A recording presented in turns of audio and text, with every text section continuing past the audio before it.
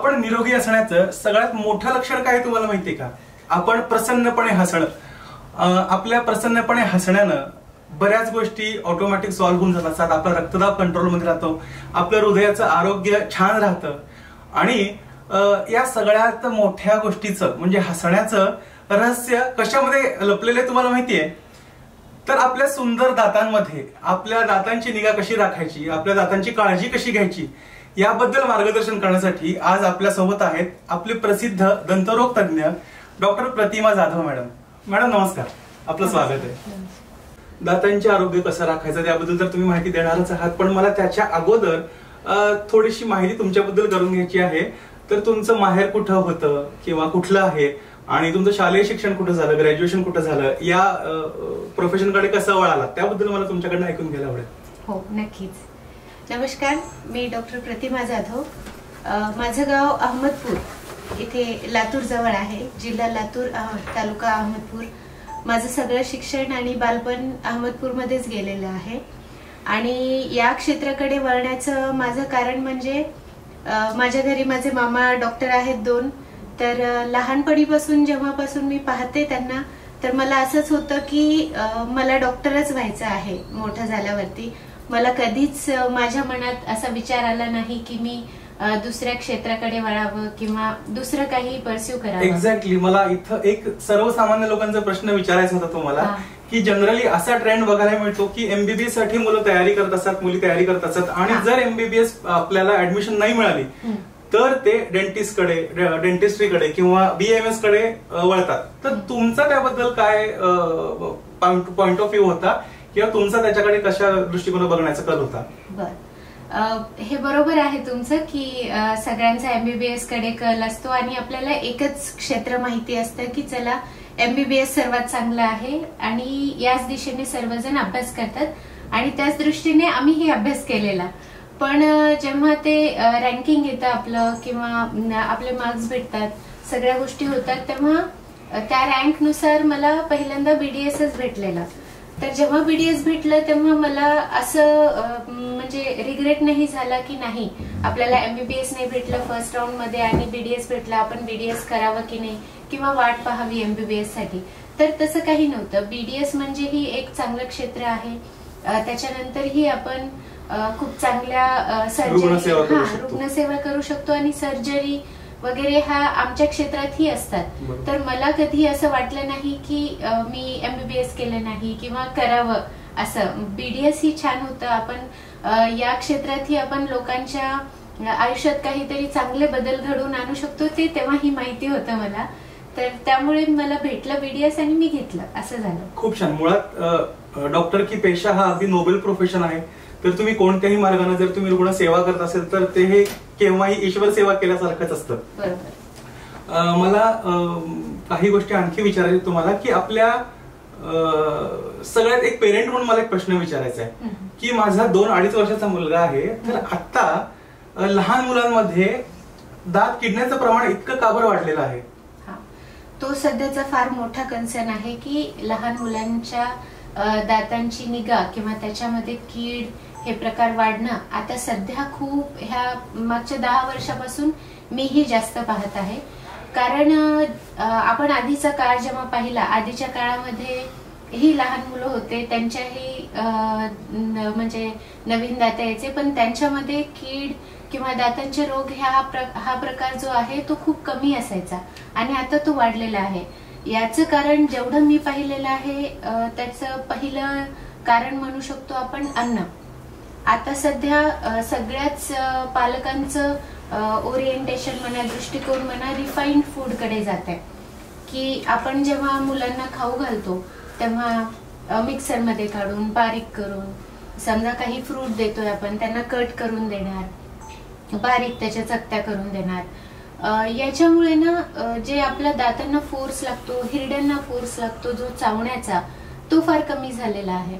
आधीच्या काळामध्ये कसं कोणाचं एवढं ओरिएंटेशन नव्हतं. चुलीवर भाजलेल्या भाकरी असायच्या, अगदी फ्रुट्स द्यायचो, पेरू द्यायचो त्यांना. आता पेरू म्हणलं तर तुम्ही अख्खा पेरू खायला नाही देणार तुमच्या मुलाला, तुम्ही केलं असेल असं, तुम्ही कट करून देणार. नाही त्याच्या बिया अडकतात, ऍपलच्या बिया काढून देणार. तुम्ही ते चावण्याचा फोर्सच त्या मुलांना देत नाहीये, तर त्याच्यामुळे ना ते दात आधीच स्ट्रॉंग होत नाही. ते अन्न जे चावल्यानंतर फ्लश होतं दातावरून तेही फार कमी होतं. आणि आता सर्वात मोठी गोष्ट म्हणजे पिझ्झा, बर्गर, चीज ह्या गोष्टींचं आपल्या अन्नामध्ये जे इन्क्लूड करतो त्या सगळ्या गोष्टी फार वाढलेल्या आहेत. आपण घेऊन जातो, चला फ्रेंच फ्राईज खा, बर्गर खा, चीज खा, आणि त्याच्यानंतर आपण लक्ष ठेवतो का घरी आल्यानंतर आपलं बाळ, आपलं मूल ते ब्रश करणार का, व्यवस्थित चूळ भरणार का, दातावरून बोट फिरून घेणार का, ह्याची काळजी आपण घेत नाही. म्हणून आधीच्या काळात फार कमी कीडचं प्रमाण होतं आणि आता खूप जास्त होऊ लागलं. हे पहिलं कारण मला रिफाईंड फूड वाटतं. दुसरं कारण आपण म्हणू शकतो की आजकाल मुलं खूप फसी इटर्स झालेत. नाही मी हे नाही खाणार, ते नाही खाणार, कोणी ऑरेंजेस नाही खाणार. नाही, लहानपणी आपण टोमॅटो खायचो, ऑरेंजेस खायचो, वॉटरमेलन खायचो, तर त्या ज्या गोष्टीमधून आपल्याला जे न्यूट्रिएंट्स भेटत होते ते आता फार कमी भेटू लागलेत. त्याच्यामुळे आपल्या हिरड्यांचं आरोग्य आहे ते थोडं कॉम्प्रोमाइज असतं. जे रॉ फूड आधी खायचे त्याच्यामुळे सगळं सॉफ्ट आता खाणार, त्या सगळ्या गोष्टीमुळे आता दातांचं जो आरोग्य आहे किंवा हिरड्यांचं आरोग्य आहे मजबूती नाही आहे त्याची, तर त्याच्यामुळे हे कीड वगैरेचं प्रमाण खूप वाढलं. ओके, मग लहान मुलांसाठी त्यांचं दाताचं आरोग्य छान असावं, मजबूत असावं, तर याच्यासाठी प्रायमरीली नवीन पेरेंट्सनी कोणकोणती काळजी घेतली पाहिजे? आणि आपण लहान मुलांना ते जनरली फिंगर ब्रशेस मिळतात आता, तर ते कुठल्या एजपासून वापरायला सुरू केलं पाहिजे? त्यांना कुठली स्पेसिफिक पेस्ट आपण वापरली पाहिजे की दंतमंजन आपण वापरलं पाहिजे? याबद्दल तुम्हाला काय वाटतं, थोडंसं सविस्तर समजावून सांगा. ओके, पहिलं गोष्ट म्हणजे दातांचं कधीपासून आपण त्यांना इनकॉर्पोरेट केलं पाहिजे, त्यांना इंट्रोड्यूस केलं पाहिजे ब्रशिंगसाठी. आता 7 महिन्यापासून दात येतात, तर तेव्हा तर बाळ दूधच पित असतं आईचं, तर तेव्हापासून आपण दातांची निगा राखायला सुरू करायला पाहिजे. एक आपल्या बोटावरती एखादा कॉटन किंवा गॉजचा पीस जो स्टराईल असेल, जो निर्जंतुकीकरण केलेलं असेल, तसं ते बोटावरती गुंडाळायचं, किंवा साध्या बोटानेही आपण चांगलं हँडवॉश करून जे बाळाचे जेवढे दात आहेत, 2 जरी दात असतील तर त्या दातावरती दूध पाजवल्यानंतर आपण बोट फिरून घेतलं पाहिजे. स्वच्छ करणं गरजेचं आहे. तर तिथून आपण त्यांना इंट्रोड्यूस करू शकतो, म्हणजे त्यांच्याही मनात राहतं की आपण इथून ब्रश करायला पाहिजे.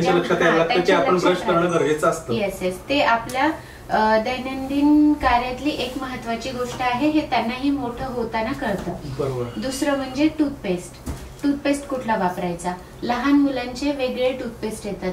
10 पैकी 7 पेरेंट्स असं असतात त्यांना माहितीच नसतं की लहान मुलांचे वेगळे टूथपेस्ट येतात आणि ते वापरत नाहीत. मग आपले जे मोठ्या माणसांचे टूथपेस्ट असतात तेच ते त्यांना वापरायला देतात.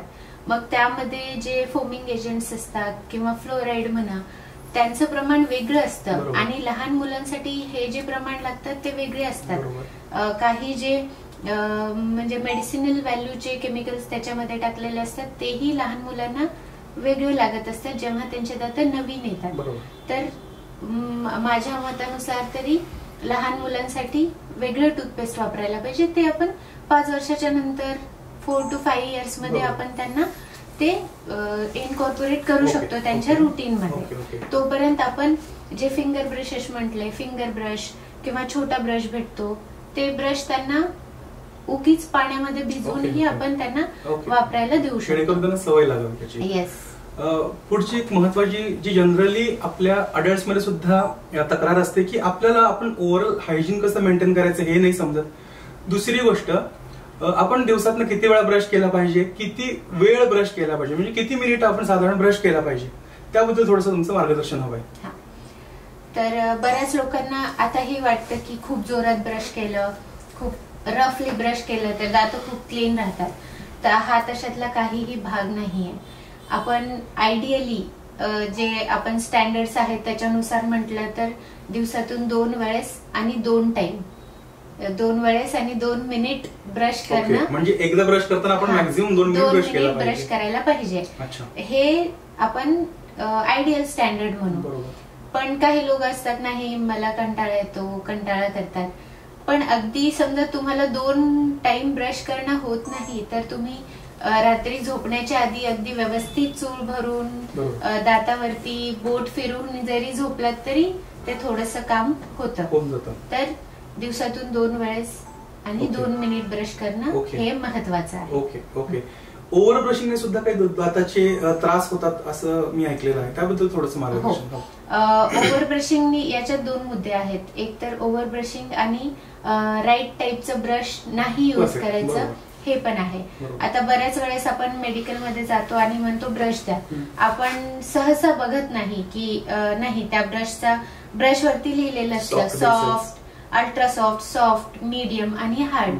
साधारण एज ग्रुप वाईज कोणत्या पद्धतीचे ब्रशेस आपण वापरले पाहिजेत, ते असं एज ग्रुप वाईज आपल्याला वेगवेगळं करता येईल का प्रत्येकाच्या दाता वाईज आपल्याला वेगवेगळं करता येईल? एज ग्रुप वाईज मी नाही म्हणणार, पण प्रत्येकाच्या दाता वाईज आपण वेगवेगळे टूथब्रशेस यूज करावं असं माझं मत आहे.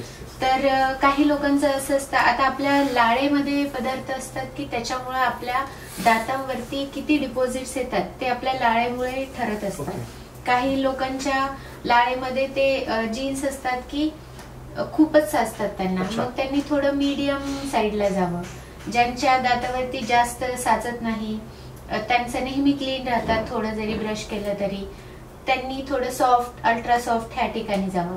याच्यात दुसरा मुद्दा असा असतो की तुमच्या हिरड्यांची कंडिशन काय असते.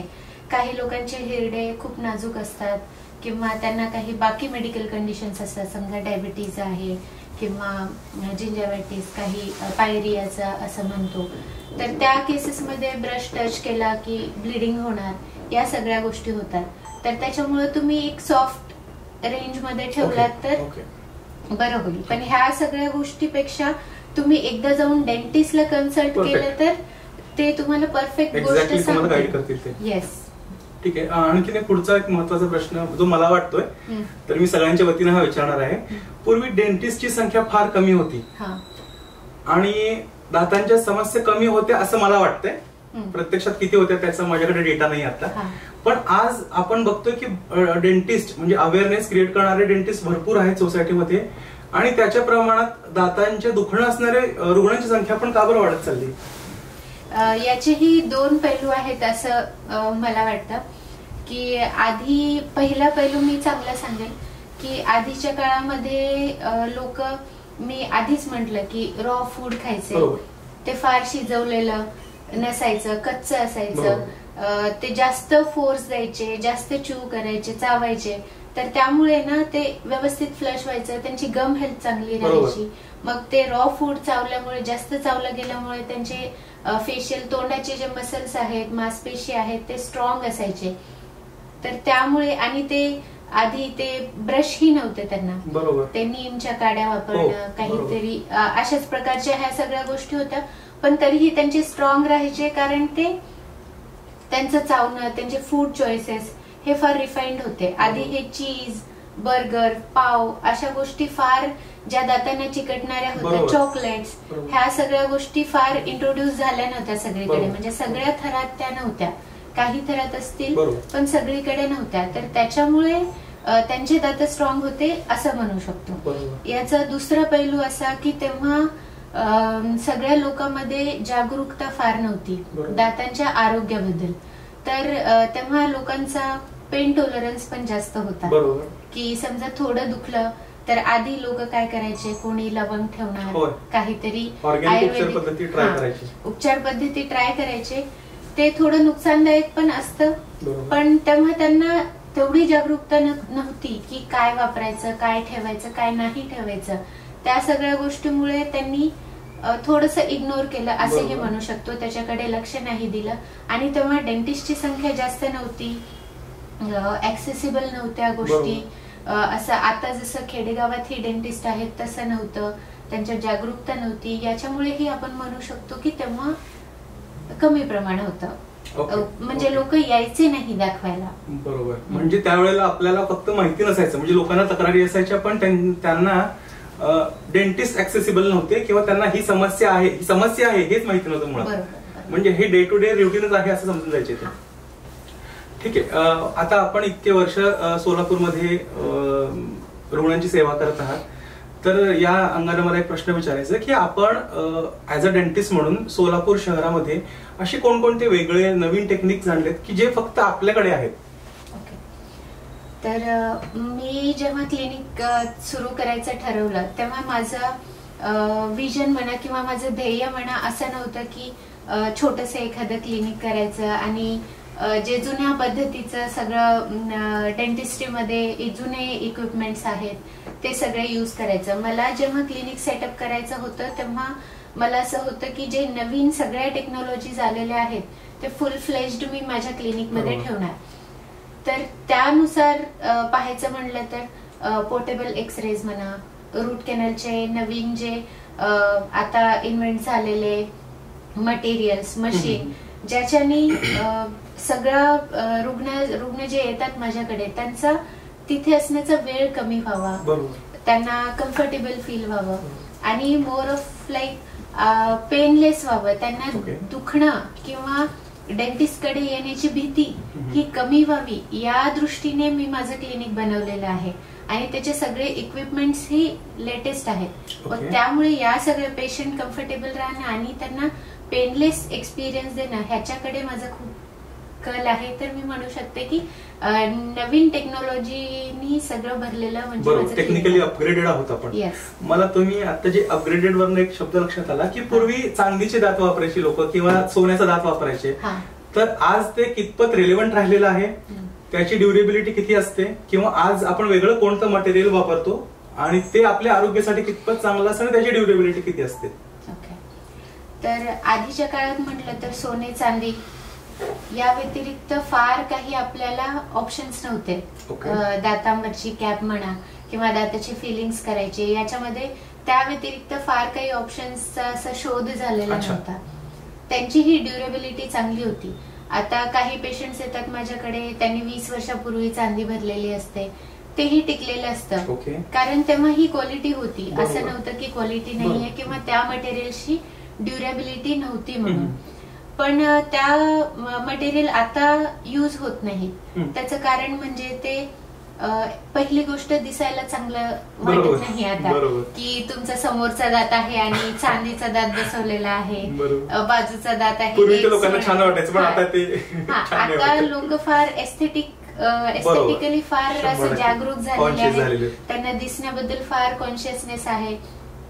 तर आता जसं जसं काळ पुढे गेलेला आहे तसं तसं फार खूप सारे मटेरियल्स असे इन्व्हेंट झालेले आहेत. तर आता सगळे दातांच्या कलरचे मटेरियल्स आहेत. त्यातही बरेच काही टाइप्स येतात, त्यांच्या ड्युरेबिलिटी नुसार किंवा त्यांच्या मॅन्युफॅक्चरिंग नुसार ते डिफर होतात.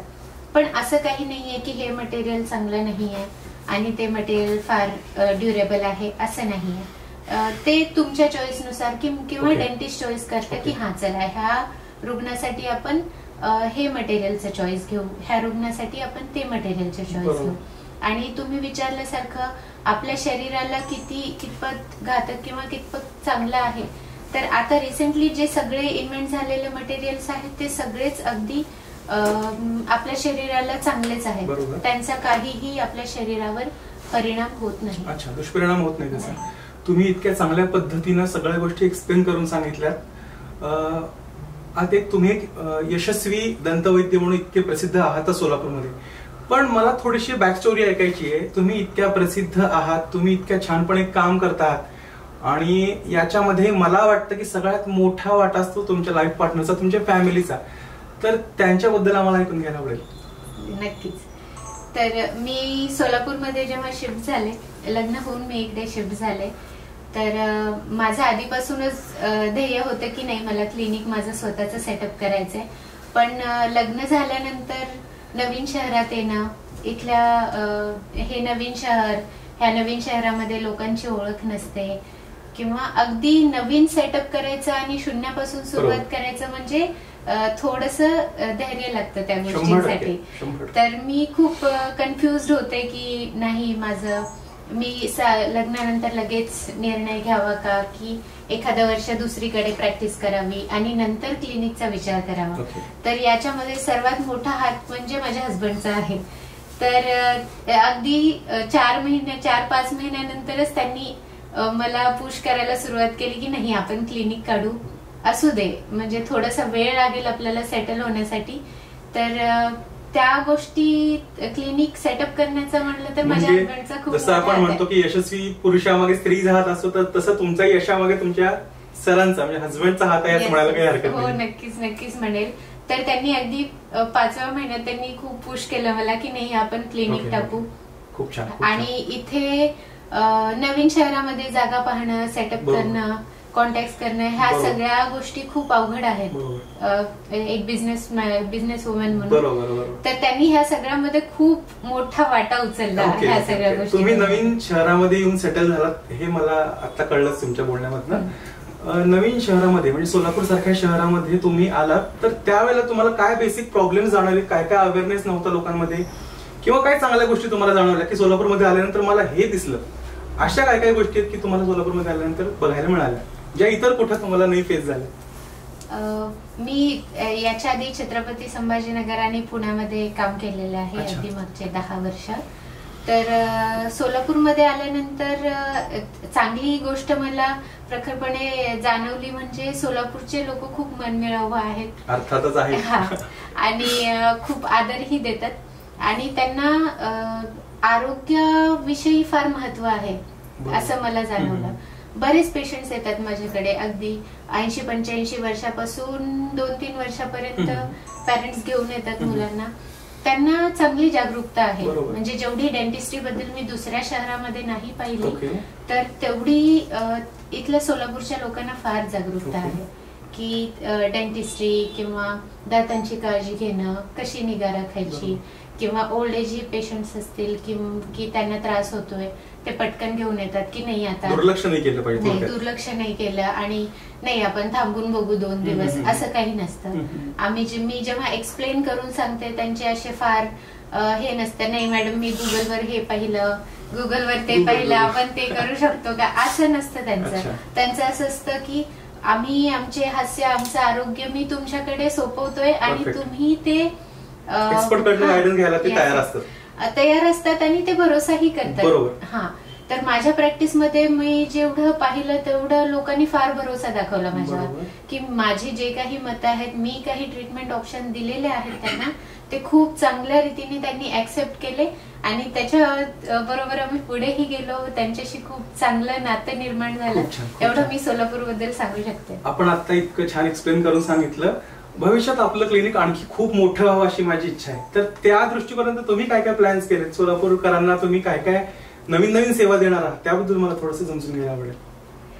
आता सध्या तुम्ही क्लिनिकवर येऊन पाहालच माझ्या, तर सध्या क्लिनिकवर मी असं वातावरण ठेवलेलं आहे की तिथे पेशंटला पहिल्यांदा आल्यानंतर पेशंटची पूर्ण भीती गेली पाहिजे. म्हणजे आपण दवाखान्यात आलोय ही भीती गेली पाहिजे. तुम्हाला असं नाही वाटलं पाहिजे की नाही मी दवाखान्यात आलोय आणि आता काहीतरी प्रोसिजर होणार आणि मला दुखणार, किंवा ते एक वातावरण असतं ना की दवाखान्यात गेल्यानंतर असं भीतीचं वातावरण, असं काहीच नाहीये. क्लिनिकवर आल्यानंतर अगदी प्रसन्न वाटावं. पेशंट तिथं आल्यानंतर दुखणं घेऊन आलेलं असताना त्यांना काहीतरी मनात समाधानाने जावं पेशंट इथून, त्या दृष्टिकोनातून मी क्लिनिक बनवलेलं आहे. आणि ह्याच्यानंतरही मला असं आहे की मी माझं क्लिनिक एक्सपांड करावं आणि जेव्हा पेशंट क्लिनिकवरती येईल तेव्हा सगळ्याच सुविधा पेशंटला माझ्या क्लिनिकवर एकत्रच भेटाव्यात. अंडर वन रूफ भेटाव्यात. तिथं वन स्टॉप सोल्युशन असावं सगळ्याच गोष्टींचं, की त्यांचे ज्याही एक्सरेज म्हणा, त्यांचे सिटी स्कॅन्स असावेत, ह्या सगळ्या गोष्टी त्यांना एकाच ठिकाणी भेटाव्यात की इकडून इकडे जायची त्यांना गरज पडू नये. ह्या रीतीनं माझं असं आहे की क्लिनिक ही एक्सपांड करणारच आहे आणि मला एक सीबीसीटी जे दातांचं स्कॅन असतं आणि ओपीजी सेंटर तेही मला ओपन करायचंय. त्याचाही प्लॅन माझा आहे भविष्यामध्ये. खूप शुभेच्छा तुम्हाला. मला आणखी एक प्रश्न विचारायचा आहे की आता जनरली मार्केटमध्ये इतके डेंटिस्ट अवेलेबल आहेत, तर साधारण कॉम्पिटिशन कडे या कसं बघता तुम्ही? प्रत्येक क्षेत्रामध्ये कॉम्पिटिशन आहे, कोणत्याही क्षेत्रामध्ये आहे, तर या कॉम्पिटिशन मध्ये तुम्ही कसं बघता? मी असं म्हणू शकत नाही की हे कॉम्पिटिशन आहे. मी कधी स्वतःला बघितलं नाही की हा चला माझ्या बाजूला कोणी डेंटिस्ट आहे आणि ते माझे कॉम्पिटिटर्स आहेत. जे माझी सेवा म्हणा किंवा माझी प्रॅक्टिस जी आहे ती एक स्किलफुल आणि माझ्या पेशंटला कम्फर्टेबल करणं आणि त्यांना पेनलेस सर्व्हिसेस देणं ह्याच्याकडे माझा जास्त कल आहे. बरोबर. म्हणजे तुम्ही जास्त एफर्ट्स त्याच्यावरती लावता, बाकीच्या कॉम्पिटिशनकडे दुर्लक्ष करता. आणि आणखी एक गोष्ट म्हणजे मी माझ्या पेशंट्सला वेळ देते. बरोबर. जेव्हा पेशंट माझ्याकडे येतो त्यांच्याकडे असे 50 प्रश्न असतात. जेव्हा समजा 80 वर्षाचे कोणी येतात त्यांना खूप प्रश्न विचारायचे असतात, खूप बोलायचं असतं त्यांना. तर माझं असं कधीच नसतं की मी त्यांना 5 मिनिट बोलले, नाही गोळ्या लिहून दिल्या आणि हे ट्रीटमेंट आहे आणि आपण ह्या दिवशी करू, हे असं काहीच नाहीये माझ्याकडे.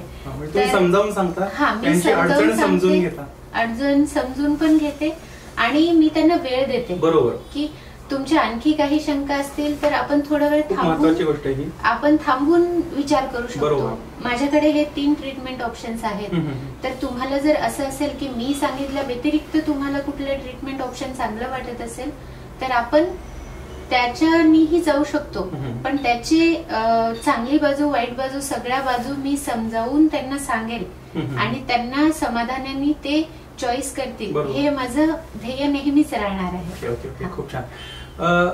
काही यंग जनरेशन असेल, 15-20 वर्षाच्या मुली असतील किंवा मुलं असतील ज्यांना या क्षेत्रामध्ये यायचे, बीडीएस व्हायचे, एमडीएस व्हायचे, तर त्यांना तुम्ही कोणता सल्ला द्याल?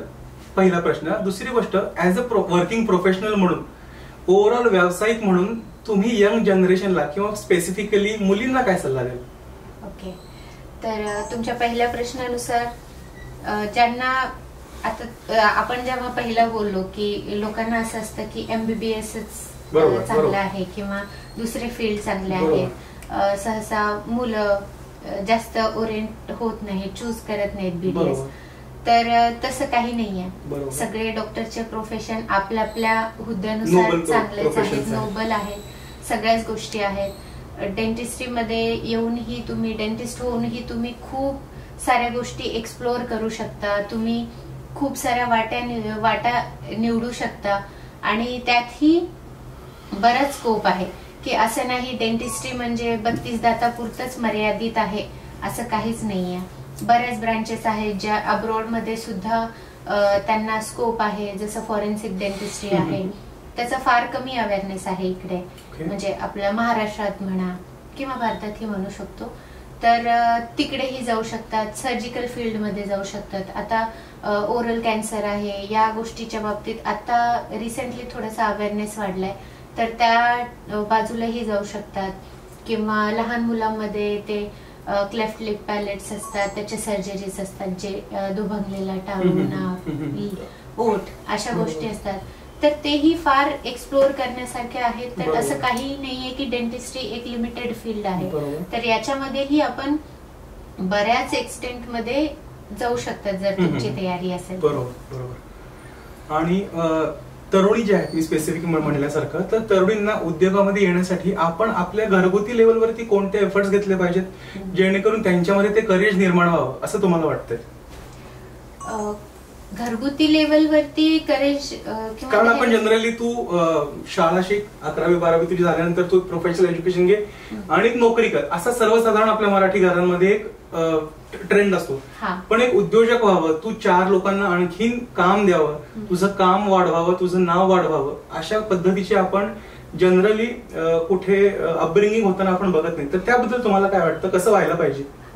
सर्वात पहिल्यांदा ह्या गोष्टीला आपण प्रोत्साहन द्यायला म्हणजे आपल्याला आपल्या फॅमिली मेंबर्सच लागतात, की तिथून आपली सुरुवात होते.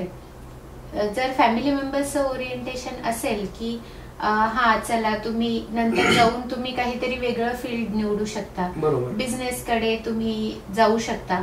आजकाल आधी असं होतं की चला एक प्रकारची नोकरी करा, इंजिनियर व्हा, वकील व्हा, डॉक्टर व्हा, एका फील्ड मध्ये राहा, कुठेतरी जॉईन करा आणि तेच चालू ठेवा, ह्या सगळ्या गोष्टी आधी व्हायच्या. पण आता मला वाटतं पालकही खूप जागरूक झालेले आहेत त्यांना असं वाटतं की चला माझ्या पाल्याला मी बिझनेस कडे पाठवावं का, फ्रीडम म्हणून 15-20 वर्षापासूनच आता स्टुडंट्स म्हणा, जे तरुण वर्ग आहे त्यांचा कल बिझनेस कडे जास्त आहे असं ऑलरेडी आहे सगळीकडे. पण मेन गोष्ट म्हणजे पॅरेंट्सनी थोडासा सपोर्ट, घरातनच रूट्स सुरू होतात. बरोबर. आणि जे तरुणींना सल्ला द्यायचा म्हटलं तर आधीच्या काळात होतं असं थोडंसं की स्त्रियांनी कुठल्या क्षेत्रात काम करायचं नाही करायचं हे ठरलेलं आहे. पण आता मला नाही वाटत की काही स्त्रियांना लिमिटेशन्स आहेत की कुठल्या फील्डमध्ये तुम्ही जावं किंवा कुठल्या फील्डमध्ये परस्यू करावं, शिक्षण किंवा बिझनेस असं कुठलंही क्षेत्र नाही आता जिथं स्त्री काम करत नाही असं कुठंही नाहीये. तर आजकालच्या मुलींना किंवा स्त्रियांना असं सांगायची गरज नाही की आजकालच्या तरुणींना बिझनेस वुमन होण्यासाठी किंवा दुसऱ्या करिअर परस्यू करण्यासाठी काही संदेश द्यायचा म्हणजे आजकाल असं कुठलंही क्षेत्र नाहीये जिथं स्त्री मागे आहे किंवा स्त्रिया काम करत नाहीत. आता असं कुठलंही क्षेत्र राहिलं नाहीये. तर आजकालच्या तरुणींना ऑलरेडी तो एक्सपोजर आहे आणि ते करेज त्यांच्यामध्ये नॅचरली यायला लागले. ते संधी आहेत की ते कुठल्याही क्षेत्रात जाऊन तिथं काम करू शकतात. तरीही मला माझ्याकडून एक सल्ला किंवा काही माझ्याकडून सांगायचं असेल एखाद्या तरुणीला किंवा तरुणींच्या आजकालच्या पिढीला सांगायचं म्हणजे की एवढे तुम्हाला ऑपॉर्च्युनिटीज भेटतात, एवढं एक्सपोजर आहे, तर तुम्ही कुठल्याही एक्सटेंटला जाऊन तुम्ही ते साध्य करू शकता. हे एका स्त्रीमध्ये ते बळ असतं. जसं म्हणतात ना, एका स्त्रीने जर ठरवलं ते ती कुठल्याही क्षेत्रामध्ये कितीही उंचापर्यंत ती तिचे ध्येय गाठू शकते. तर त्यासाठी तुम्हाला एक फोकस, कष्ट करायची, डेडिकेशन, कष्ट करणं आणि त्या क्षेत्राशी, जे क्षेत्र तुम्ही निवडले त्या क्षेत्राशी तुम्ही तुमची इंटिग्रिटी म्हणू शकता. मला मराठी शब्द त्याचा सापडत नाही. तर त्याच्याशी तुम्ही इंटिग्रल राहाल तर तुम्ही कुठल्याही क्षेत्रामध्ये कितीही छान अचीवमेंट्स तुम्ही करू शकता. येस. तर हे मला वाटतं की मी माझ्याकडून संदेश द्यावा. ओके. तुम्ही इतक्या छान पद्धतीने तुमच्या प्रोफेशन बद्दल आम्हाला समजावून सांगितलं, तुमच्या क्लिनिकची आम्हाला ओळख करून दिली. तर भविष्यात मला, माझ्या फॅमिलीला किंवा माझ्या मित्रमंडळीला कोणाला सुद्धा दातांची जर तक्रार असेल तर मला पहिल्यांदा तुमचं नाव आठवणार आहे. तर आपल्या प्रेक्षकांना आपल्या क्लिनिकचा पत्ता तुम्ही स्वतः सांगावा आणि आपण आणखी त्यांच्यासाठी वेगळं काय देणार आहोत. जर ते आपला हा व्हिडिओ बघून येणार असतील तर तुम्ही प्लीज त्यांना सांगावं. ओके. माझं क्लिनिक जुळे सोलापूरमध्ये आहे. क्लिनिकचं नाव नमहा डेंटल केअर आहे आणि एक्झॅक्ट लोकेशन सांगायचं म्हणजे विशालनगर आरोमा हॉटेलच्या खाली इथे माझं क्लिनिक आहे. तुमच्या प्रोफेशन बद्दल, तुमच्या एकंदरीत नॉलेज बद्दल इतकं छान आम्हाला समजावून सांगितलं. तर भविष्यात जेव्हा माझ्याबद्दल किंवा माझ्या फॅमिली मेंबर्सला किंवा माझ्या फ्रेंड्समध्ये कुणाला पण दाताची तक्रार असेल तर पहिलं नाव मला तुमचंच आठवणार आहे. तर तुमच्या क्लिनिकला पोहोचण्यासाठी, मला तर तुमचं क्लिनिक माहिती आहे, पण आपल्या प्रेक्षकांना तुमच्या क्लिनिकचा ऍड्रेस सांगा आणि त्यांना तुम्ही किती छान सेवा देऊ शकता ते पुन्हा एकदा प्लीज सांगा. ओके. माझ्या क्लिनिकचे नाव नमहा डेंटल केअर आहे. माझं क्लिनिक जुळे सोलापूर विशालनगर येथे आहे आणि एक्झॅक्ट ऍड्रेस किंवा लँडमार्क सांगायचं म्हणजे आरोमा हॉटेलच्या खाली पंढरपूर बँकेच्या शेजारी माझं क्लिनिक नमहा डेंटल केअर आहे. माझ्या क्लिनिकवर आल्यानंतर मी जसं आधी सांगितलं तसं तुम्हाला एक कम्फर्टेबल आणि चांगलं वातावरण भेटेल आणि मी जसं जे काही बोलले ट्रीटमेंट ऑप्शन्स बद्दल किंवा माझं क्लिनिक ऍडव्हान्स्ड आहे, तिथे सगळ्या ऍडव्हान्स्ड तुम्हाला ट्रीटमेंट मोडॅलिटीज भेटेल याचं मी जातीने लक्ष घालेल आणि नेहमी घालते. आणि माझ्याकडे येणारा पेशंट नेहमी कम्फर्टेबल असावा किंवा तुम्ही जे सगळे येतात कम्फर्टेबल असावा आणि तुम्हाला एक पेनलेस एक्सपिरियन्स भेटेल याची जबाबदारी मी घेईन. खूप खूप धन्यवाद मॅडम, तुम्ही आलात आणि आमच्या प्रेक्षकांना इतकं छान मार्गदर्शन केलं त्याबद्दल खूप आपले आभार. Okay, thank you.